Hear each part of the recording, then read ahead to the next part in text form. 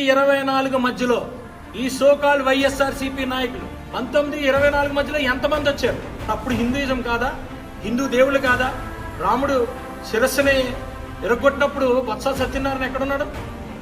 అమర్నాథ్ ఎక్కడున్నాడు? లేకపోతే ఇటు దుర్గమ్మ దగ్గర అక్కడ మిస్ అయినవి, లేకపోతే ఏది రథాలు తగలపెట్టినప్పుడు మీరు ఎందుకు మాట్లాడలేదని అడుగుతున్నా. ఇదే చిత్తశుద్ధి ఆ రోజు ఎందుకు లేదంటున్నా. ఈ రోజు ఒకరు కుట్ర పన్ని ఆ కుట్రని పట్టుకొని ధర్మశ్రీ ఏదో మాట్లాడుతున్నాడని మీరు అందరూ ఎగేసుకుని వస్తున్నారు. డెఫినెట్ గా ఛేదించాం. అది మీ ముందుకు తీసుకొచ్చే బాధ్యత మా ప్రభుత్వాన్ని మేము తీసుకొస్తాం. చర్యలు కూడా తీసుకుంటాం. అన్ని మేము ఎన్డీఏ కూటమి లేదు.